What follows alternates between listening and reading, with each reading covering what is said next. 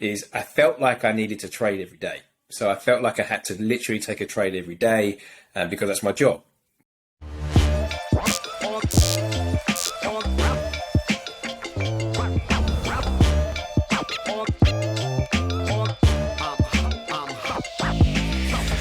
What is up, ladies and gentlemen? Thanks for joining us once again for another episode of the Real Life Trading Pivot Podcast, brought to you by our preferred partners, Trade Nation. I am with my boy Dean, co-host here at the Pivot Podcast. What's going on, Dean? I'm very good, Dan. How are you? How's your week? Doing absolutely terrific. Excellent week. Some exciting times in the market, to say the least. And it's been making day trading and swing trading and potential good long-term investment setup. So I'm looking at a lot right now happening in the market. But I'm thinking about from when I first started trading to today. And I think because I was involved in the 2008 markets, not so much on the .com bubble pop, but there's so many opportunities that this market could give. And I don't think if I put the last bunch of years into learning the market, learning the trade, that I'd really take full access or have the full capability of taking advantage of probably some of the future setups that we're going to get. So my question to you, Dean, is before you, now that you're a seasoned trader, you're where you are at in your career, what are some of the three, I would say, what's three of the things that you've probably learned since trading that you wish you knew prior? And I think that would be very helpful to a lot of traders just starting to get into the markets as well.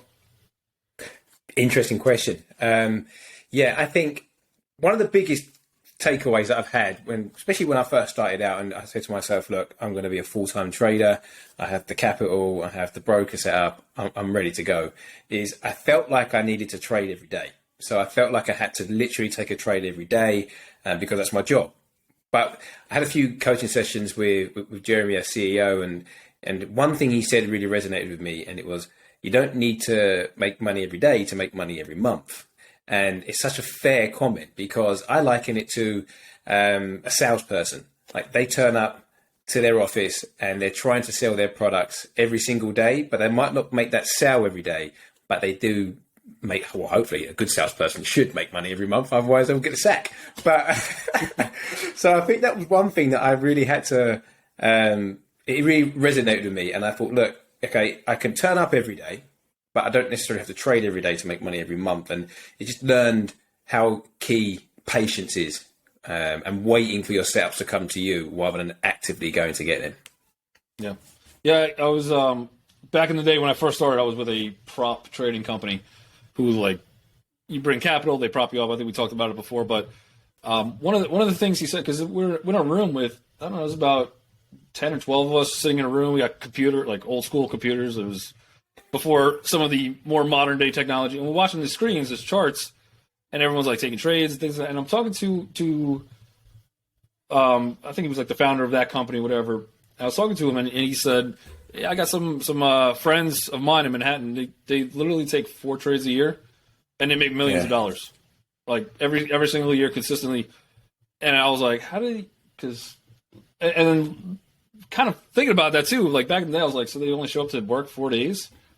No, they're there every day, but they're just waiting for their exact right moment. They're going heavy on the exact setups that they like. They're being very, very patient and very direct with what they do. Right. And it was kind of a weird concept because to me, I was a lot younger. I was new to the industry. But the same thing, I was like, I'm looking around, there's 12 of us sitting around, just calling out 6 trades a day, and we're just going crazy. And I was like, but these guys are making millions of dollars and they take 4 a year. It's crazy.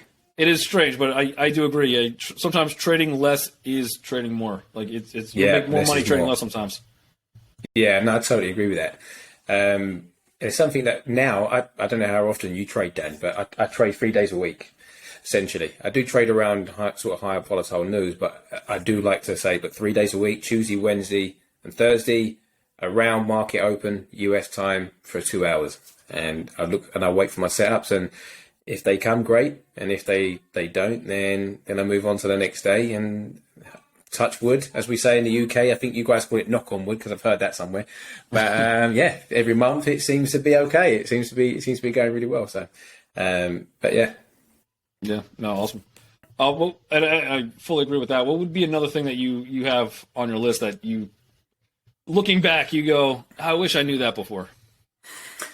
I think it would probably be to take trading as a profession rather than something that is just going to make me lots of money. I think that was one of the key things. Yeah. I just thought, look, I'm just going to make lots of money doing this rather than taking it as a profession. And I think we said in previous episodes, I used to play professional soccer, right? We'll call it soccer for today.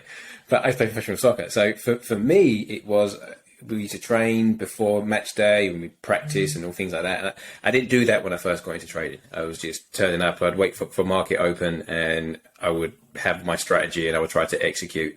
I didn't really put in the hours of practice, which is back testing, right? So that was one thing that I wish I had learned a lot sooner, because I think I'd be a lot further ahead than I am now if I put in the hours to practice my strategies more, just to learn about the markets more, learn how things move, see what coincides with what news and what currency is affected by what news, because obviously trading forex and things. So yeah, I think that would have been the second takeaway that I can give, or the second piece of advice that I'd give to anyone listening, is you have to treat it like a profession and you have to put in the hours, not just play the game when the market's open.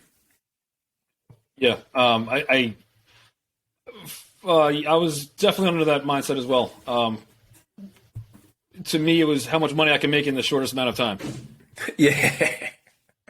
Any other career, you don't, like, if you're looking at, let's say you get out of college or school, whatever, and you're taking on a profession, and you go, yeah, in this field over the course of the next 30 years, I'm going to make $2 million of income.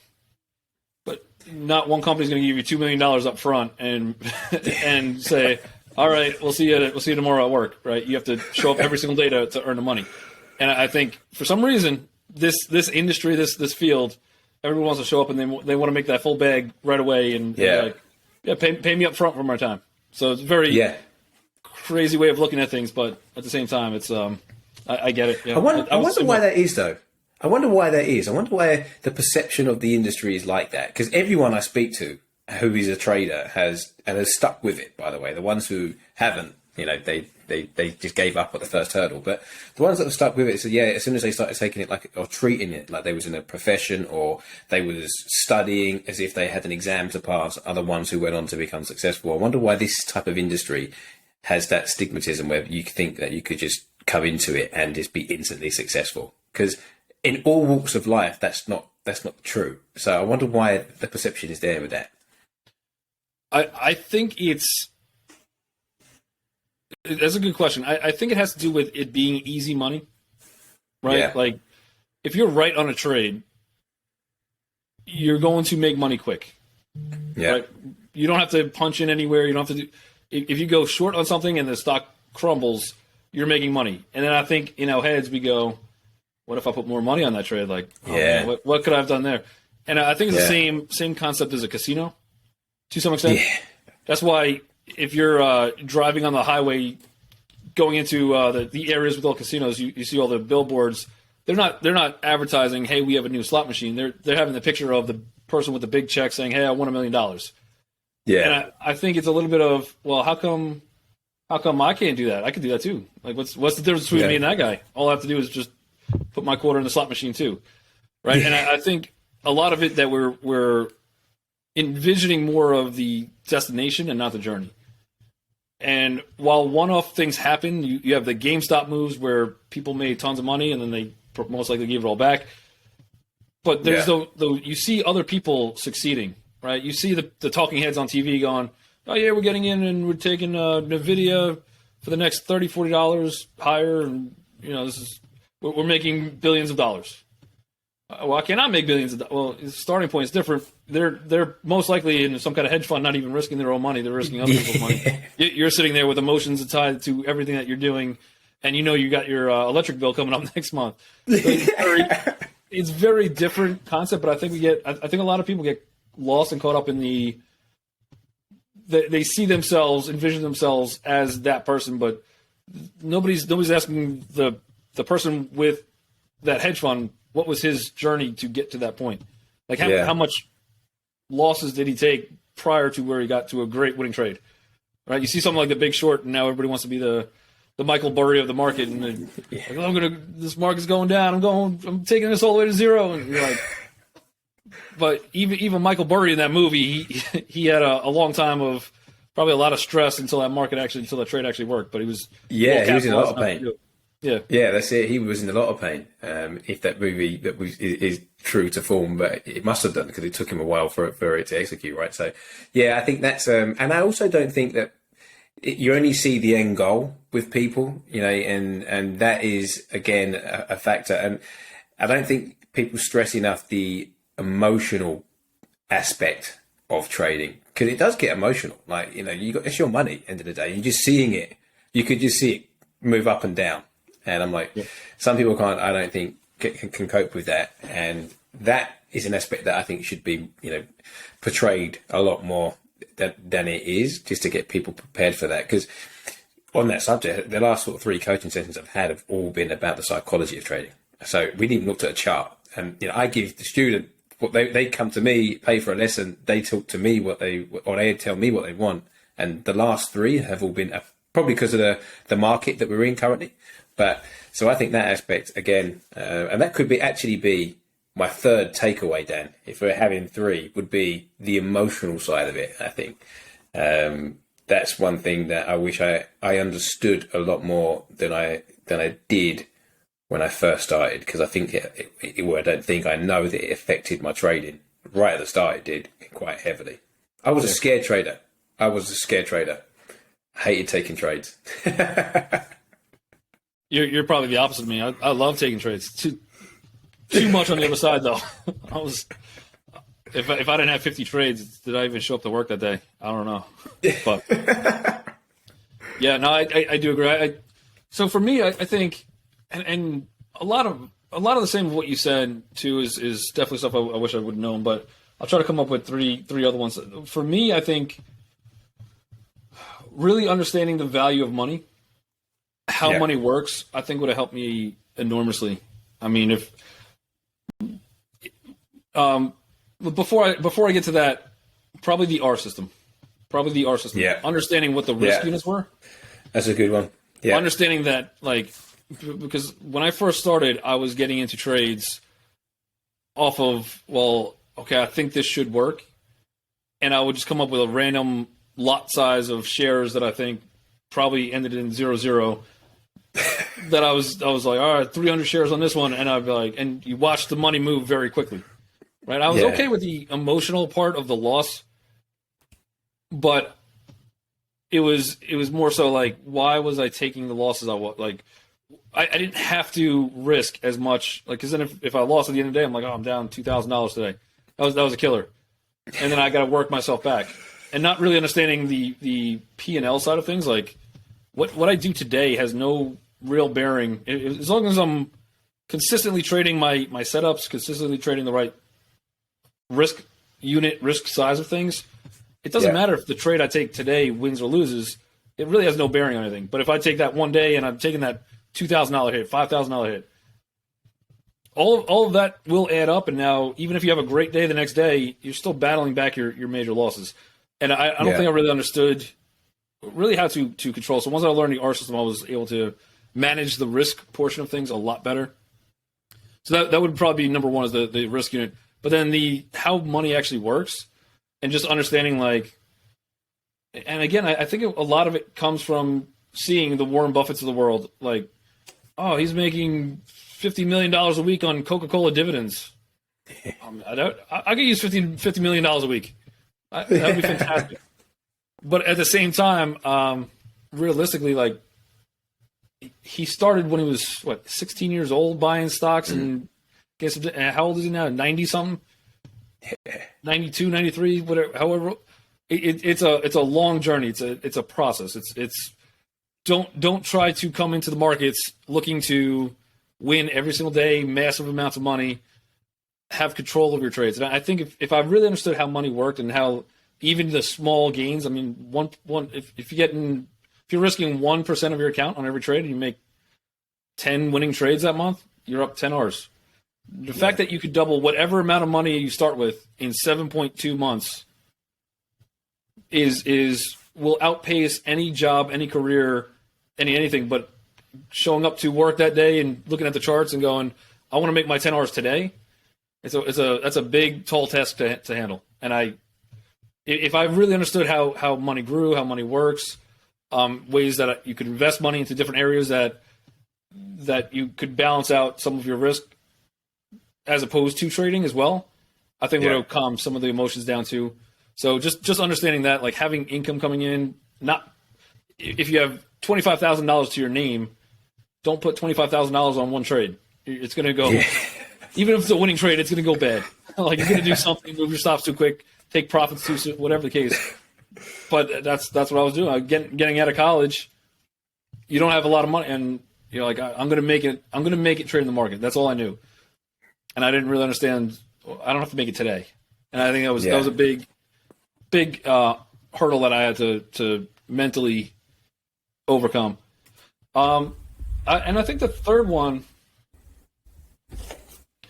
the third thing that I think I wish I would have taken to heart a little bit more would be to ignore the noise. Mm-hmm. I think in two senses, in two cents, I would, one, listen to everybody that told me to do anything. Because I had no idea what I was doing. It was a lack of confidence. They're like, short Vegas because nobody's gambling anymore. I'm like, oh god, this is a great one. And then you come out with their earning report, they absolutely kill it. I'm like, have you even been to the casino lately? Where'd you get from? But I would be making plays based off of what other people were kind of telling me. Hey, this is a dead industry, or you can even go back to Tesla. Electric cars, no, it's not going to succeed. They're not going to be anything, right?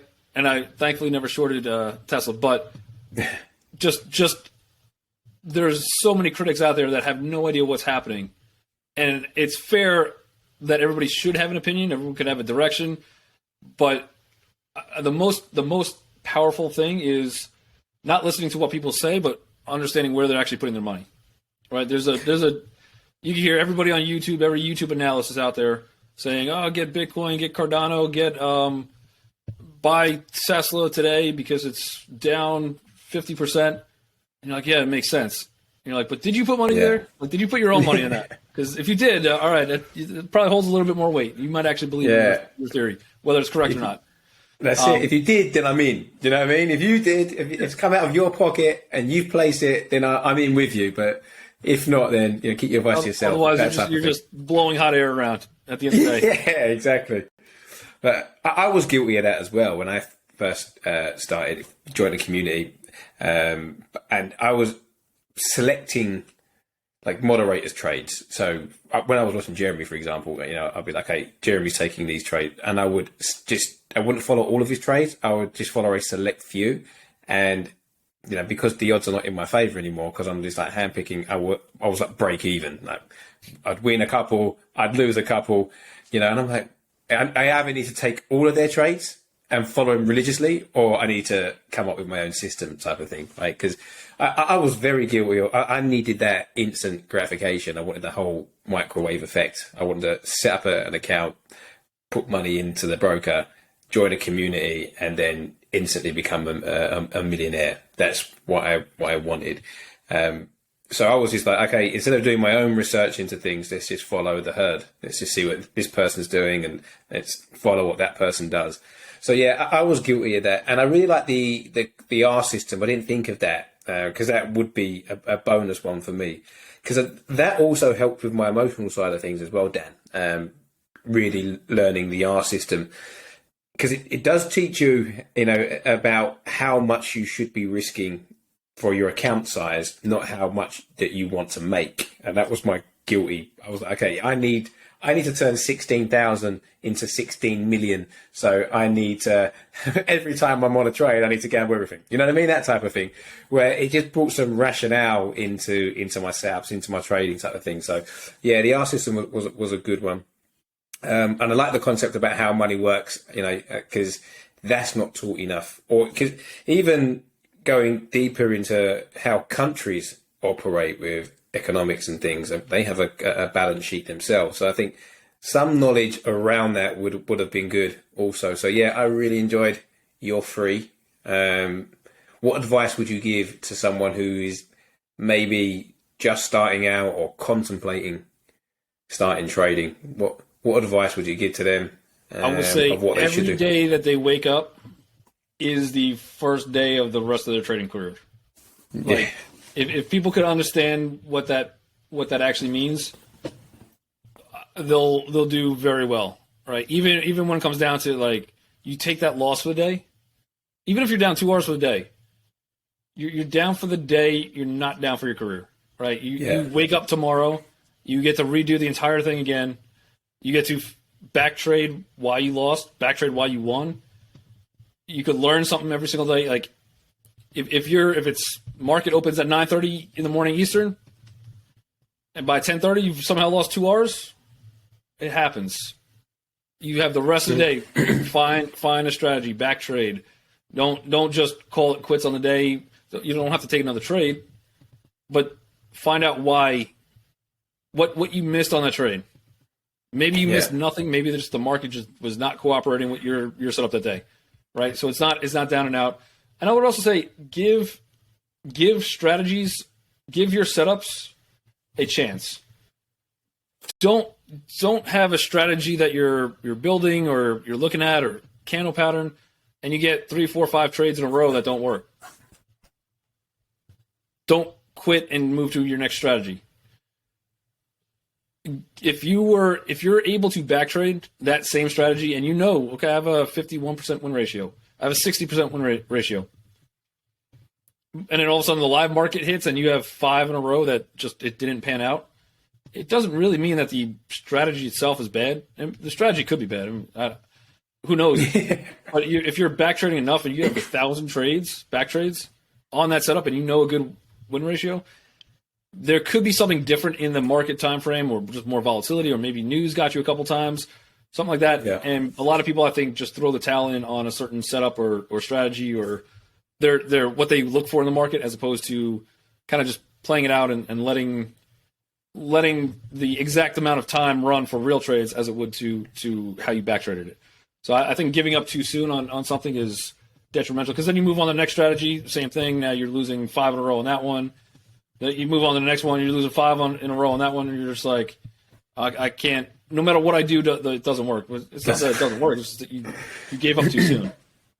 Yeah, I agree. And I'm owning up to all my sins today, but I was guilty of that before as well. Like, just quickly, okay, that's not working out. Let's find a new strategy, so I have done that. And again, another bonus for me of stealing the show today, but talking about back trading is use TradingView's replay bar. That's an amazing tool for me. When I found that out, that you can just back trade without it costing you anything, I think that was a real big bonus. So there's no excuse not to back trade, I think, these days, and test stuff out.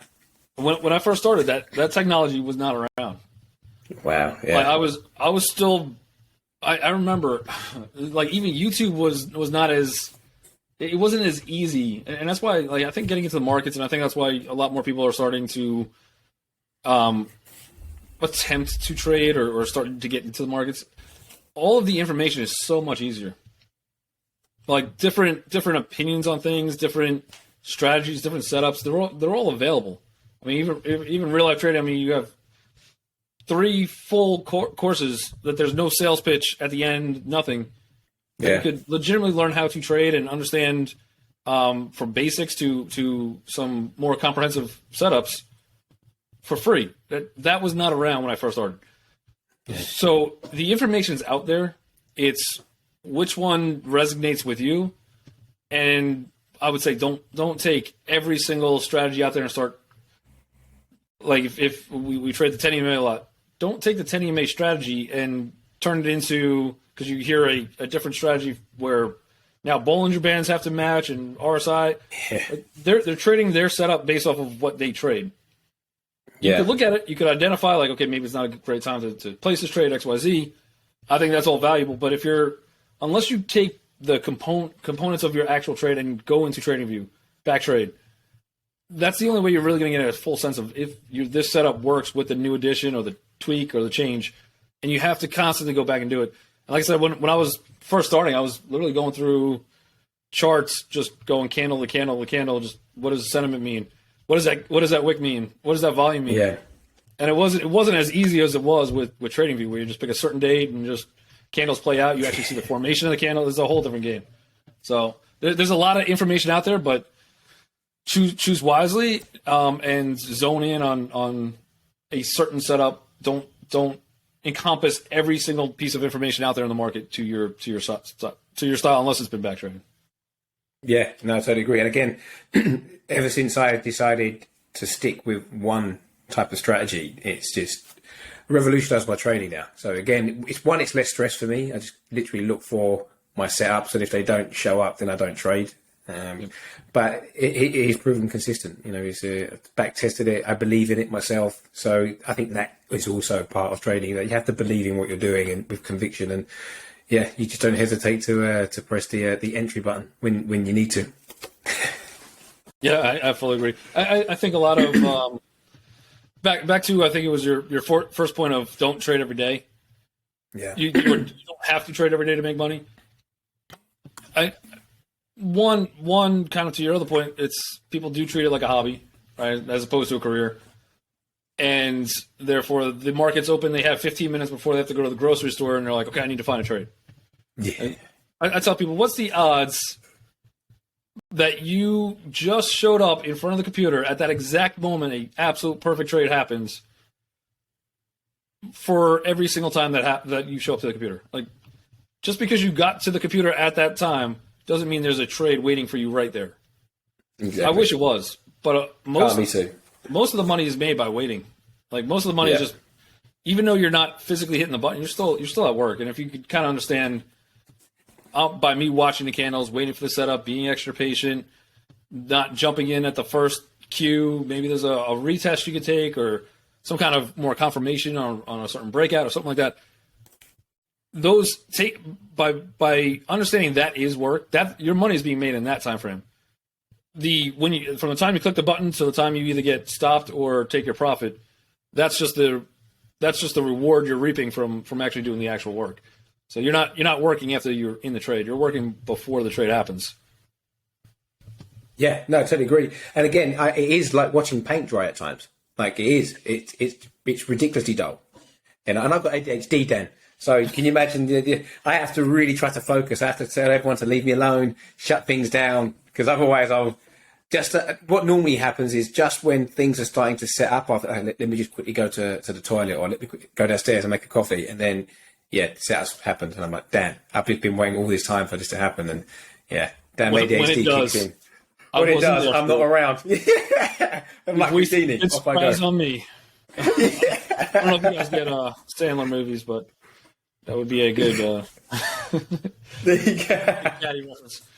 But absolutely. So all in all, and unfortunately, I think we're just about out of time. But I do like that question because again, a new trader, and even when I got started, TradingView wasn't around. The access to information was not the same. All of what we are currently looking at and have access to is not around. Even things like this podcast, there was no such thing as a podcast. I went to a library, I found books on trading, and I was looking at candle patterns, and I remember doing it because I was like, I'm gonna figure this thing out. If anybody else could do it, I could do it. But understanding, like, if we could at least in some way, even 1%, help somebody get into or avoid a hurdle that we might have taken, and just put them that much quicker their career progresses. So that's why I kind of want to bring up that question and just pose it, because I think if one piece of information we've said today could help a trader avoid a pitfall or save 5 years of making stuff, like a 5-year lesson that we might have taken us to learn, we could help them just kind of be like, okay, I understand. Just take it slow, calm down a little bit. The market's going to open tomorrow, and we'll be okay. And if we can fully understand that, I think we're helping people. So always a pleasure co-hosting with you, Dean, on the Real Life Trading Pivot Podcast. And we will catch all of you guys. Thank you all for tuning in. We do have links below. Check those out. We also do offer one-on-one coaching as well. Those links are below. You guys are able to check those out. We can help you guys at least hopefully get on the right path to trading as well. But we will have a brand new episode of the Pivot Podcast next week. See you guys.